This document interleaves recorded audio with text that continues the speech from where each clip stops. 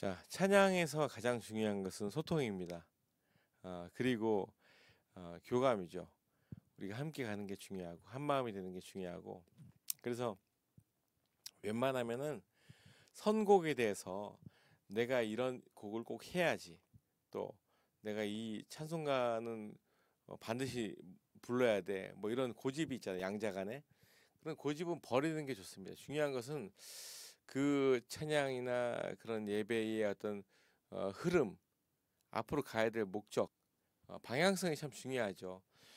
쉽게 말해서 젊은이들이 교회에 많이 오기를 원한다. 그럼 젊은이스럽게 분위기를 만들면 됩니다. 한성교회처럼. 근데 또 그렇지 않고 우리는 또 작년 예배의 틀을 원한다. 그러면 작년 예배가 원하는 니즈로 가야죠. 청년부 예배 가가지고 달리다 곰을 부를 순 없잖아요. 그런 거랑 똑같은 거라고 보아지는데 반대로 제가 원로 목사회 예배 인도를 제가 맡고 있는데 은퇴하신 목사님들 이제 70, 80, 90 이런 분들이죠. 그런 분들이 계시는 곳에 가갖고 제가 좋아하는 아가파워 워십의 베드로의 고백을 부르면 안 되잖아요. 이제 이분들은 이제 인생이 거의 이제 사역이 다 마무리가 돼가는 분들인데 날 부르심에 감사 이럴 수 없잖아요.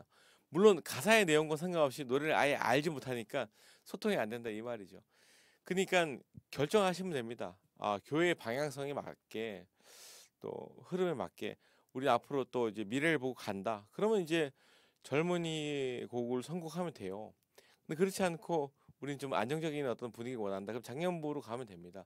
청년들은 청년부 예배에서 꽃을 피우면 되고 굳이 작년부에 와가지고 힘들게 할 필요가 없다는 거죠. 그러니까 이런 것들이 교회 안에서 서로가 말하고 싶은데 말 못하니까 제가 말씀을 해드리고 있는 거잖아요. 그렇기 때문에 흐름이 어디에 있는지 보시고 혹은 우리가 작년인데 생각을 좀 잘못하고 있으면은 그걸 바꿔야 되고 또 청년도 마찬가지 우리가 너무 과하게 찬양 인도할 때 어렵게 선곡을 하고 있으면 쉽게 할 수 있어야 됩니다. 내 욕심은 버리고 이게 왜 그러냐면 찬양 인도 하시는 분들이 찬양 인도를 많이 못 해보고 오랫동안 하지 않았기 때문에 해보고 싶은 것도 되게 많은 거예요. 그렇기 때문에 자꾸만 내가 하고 싶은 곡이 뭐 수천 개가 있으니까 얼마나 넣고 싶겠어요. 그러나 넣었을 때 교회에 방해가 되고 예배 방해가 되면 안 된다라고 저는 봅니다. 그래서 한성교회를 예로 들자면 목요 모임도 있고 금요차례도 있고 그 만나교회도 목요 모임 있고 금요차례 있고 중요한 것은 만나교회는 목요 모임 예모십 금요차례 다 있고 근데 대부분 다 이제 색채가 거의 비슷해요. 근데 보통 교회는 목요일을 선택하든지 금요일을 선택하든지 해가지고 둘 중에 하나만 진행하는 경우들이 요즘 많이 있습니다. 아니면 목요 모임은 젊은 느낌으로 금요일은 좀 그 장년부 50 위주로 가는 경우들이 많이 있죠.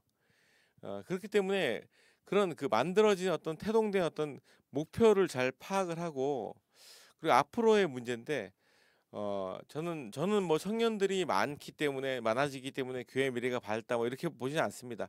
하나님의 때와 그 시간까지 우리가 충성해야 되는데 뭐 교회의 미래나 뭐 앞날도 되게 중요하지만 우리가 지금 예배를 순간적으로 잘 드리는 것이 더 중요하다고 보기 때문에 우리가 오늘만 생각하지 내일 모레까지 생각하는 게 아니라는 거죠.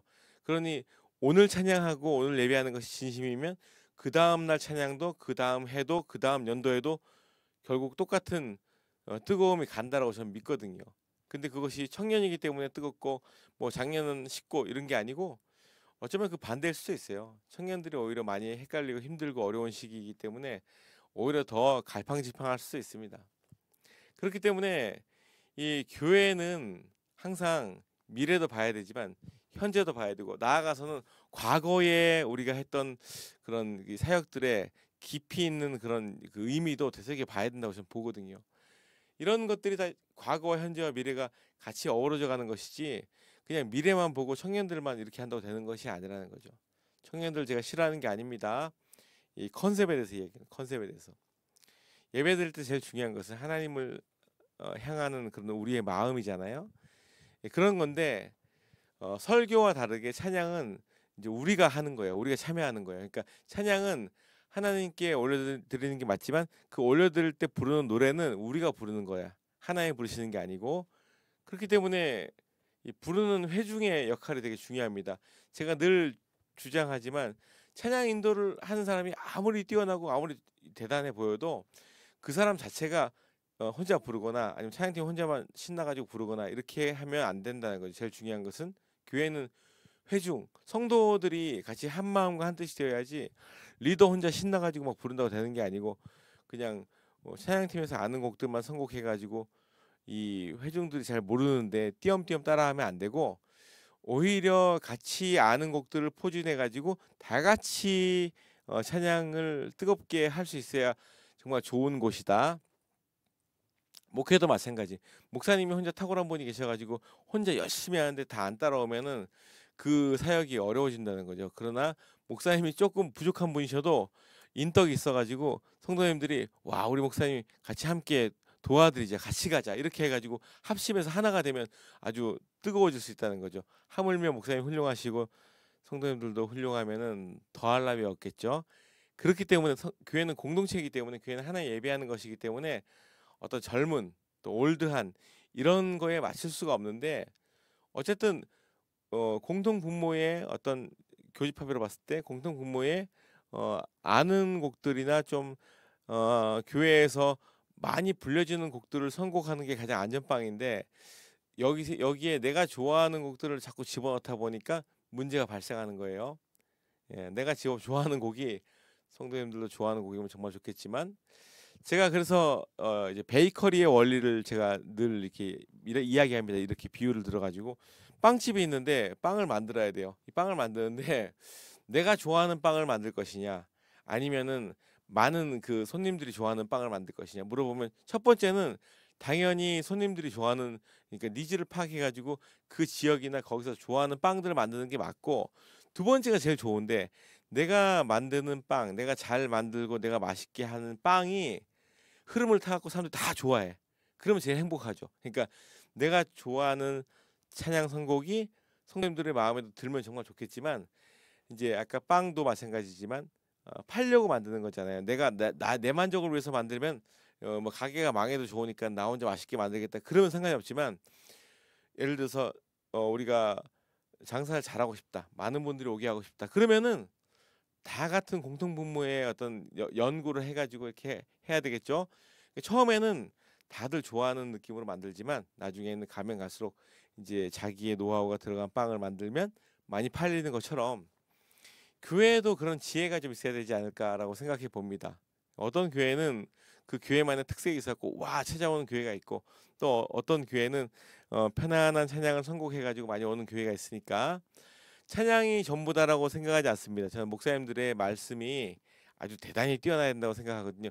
그 사람들의 마음을 적실 수 있는 그리고 이제 그들의 마음을 하나님께로 돌이킬 수 있는 귀한 말씀 선포가 교회의 핵심이라고 생각합니다. 그 말씀이 또 뛰어나야 이 찬양도 함께 빛을 발하는 것이고 그러니까 말씀이 정말 중요하죠. 그다음에 중요한 것이 이제 교회의 찬양의 그 역할이 상당히 중요하다라고 저는 보는 거죠. 그렇기 때문에 너무 외부 교회에 대단한 교회에 대단한 그런 스펙이나 뛰어난 느낌 잘 부르시는 것들 막 그런 것들 보지 마시고 사실 생각보다 교회는 그런 스킬 이런 게 중요한 게 아니고요. 그 교회 안에서 같이 찬양할 때 같이 뜨거워지고 같이 하나가 되는 그런 마음이 되게 중요합니다. 그러니까 노래 실력은 좋으면 좋죠. 찬양인도도 매끄럽게 잘하면 정말 좋죠. 근데 조금 투박해도 교회 안에서 같이 함께 가는 그런 마음만 있으면 좋은데 그 중에 첫 번째가 바로 선곡이라는 거죠. 선곡을 제발 다들 좀 이렇게 아는 곡들이나 좀 한국 교회에서 많이 통용되는 곡들을 하면 좋은데 갑자기 작년 예배나 이런 오후 예배 때 하는데 진짜 그 한 절반 이상은 모르는 노래들을 선곡한다. 그런 문제가 있는 거예요. 그래서 뭐 배워야 된다. 이번 이런 시간을 통해서 새로운 곡을 배워야 된다. 이렇게 이야기하는데 안 되는 건 안 되는 거예요. 아무리 노력해도 그렇게 억지로 집어넣을 수는 없는 겁니다. 그러니까 선택을 해야 돼. 청년부 예배에서는 하면 되지. 근데 장년부 예배에서 하면 안 되는 곡들이 있다는 거죠. 청년부 예배에서는 아가파 워십, 팀룩 워십, 또 뭐 어노인팅 이런 거 다 하면 됩니다. 근데 장년부 예배에서는 정말 그 모르는 노래들 있잖아요. 예를 들면 위러브에 다시 드리는 고백 이런 거 하면 됩니까 안 됩니까? 작년부에서 하면은 다시 못 드린다고요. 그러니까 힘들어질 수 있다는 거죠. 그런 것들을 보면서 내가 선곡할지 말아야 될지 이걸 결정하면 돼요. 예, 이게 막 무조건 억지로 한다고 되는 게 아니고 작년 분들도 청년들이 인도를 할 때 찬송가를 왜 안 넣냐? 찬송가 왜 한 개도 두 개도 안 넣냐? 막 이렇게 막 화가 나고 하시는 분들 계시거든요. 이게 옛날 스타일이에요, 옛날 스타일. 찬송가를 넣으면 어떻고 안 넣으면 또 어떻습니까, 여러분?